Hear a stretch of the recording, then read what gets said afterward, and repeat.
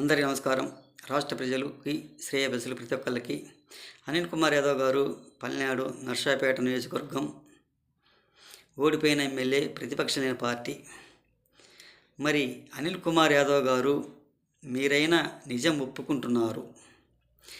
మీ అన్న వైఎస్ జగన్మోహన్ రెడ్డి గారు మేము తప్పు చేశాము, మేము తప్పుగా పరిపాలించాము, మాకు చేత కాలేదు అని ఇప్పటికి కూడా ఒప్పుకోవడం లేదు.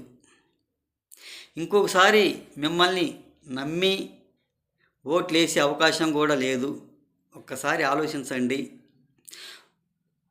ఒక్కసారి ప్లీజ్ మమ్మల్ని నమ్మండి.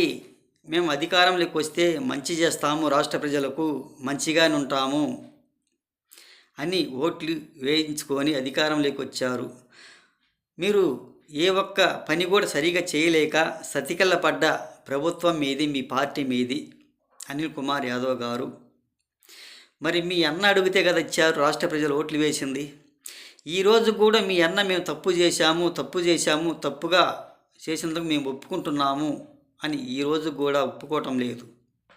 ఇంకో ఛాన్స్ అని మీ జగనన్న అడిగితే నమ్మి అవకాశం లేదు, నమ్మలేరు. రాష్ట్ర ప్రజలు నమ్మడానికి ఆస్కారం లేదు. ఎవరు నమ్ముతారు? ఎవరు నమ్మరు కదా. 5 సంవత్సరాల పరిపాలన చేశారు. ఏ ఒక్కరికైనా సహాయం చేసింది లేదు, ఏ ఒక్కరికైనా మంచి చేసింది లేదు. ఒక్కసారి ఆలోచించండి. మీరు ఒప్పుకుంటున్నట్టు మేము తప్పు చేశాము, తప్పుగా పరిపాలించాము, మా నియోజకవర్గంలో అయినా రాష్ట్ర ప్రజలకైనా ఏ ఒక్క పనైనా మంచి చేసింది ఇలా అన్నీ చెడుపుకుంటే పనులు చేశాము, అన్నీ చెరుపు చేశాము. మంచి చేసిన వ్యక్తులను కానే కాదు, మీ ఎమ్మెల్యేలైనా ఎంపీలైనా మా చీఫ్ మినిస్టర్ గారు జగన్మోహన్ రెడ్డి గారైనా ప్రతిపక్షాల పార్టీ అప్పుడు అధికారంలో ఉన్నప్పుడు ఏ ఒక్క పనైనా సరిగా చేసిన వ్యక్తులను కాదు అని మీరు ఇప్పుడు ఒప్పుకుంటున్నారు. ఈరోజు కూడా ఆయన ఒప్పుకోవటం లేదు. ఎలా ఒప్పుకుంటారు రాష్ట్ర ప్రజలు? ఒక్కసారి చెప్పండి. ఒక్కసారి నమ్మండి, ఒక్కసారికి అవకాశం ఇవ్వండి అన్నందుకు రాష్ట్ర ప్రజలు 151 సీట్లు ఇచ్చారు. 151 సీట్లకు పరిమితం చేశారు మిమ్మల్ని. అయినా కానీ మీకు పరిపాలన చేతగాక సతికల్లబడ్డ ప్రభుత్వం, సతికల్లబడ్డ ఎమ్మెల్యేలు మీరు. ఈరోజు మీరు ఒప్పుకుంటున్నట్టు ఆయన ఒప్పుకోవటం లేదు. ఒక్కసారి ఆలోచించండి. ఆయన కూడా ఒప్పుకోవాలి, మేము తప్పు చేసాం, మేము తప్పుగా పరిపాలించామన్న ఇది. ఈరోజుకి మీకు తెలివి వచ్చింది.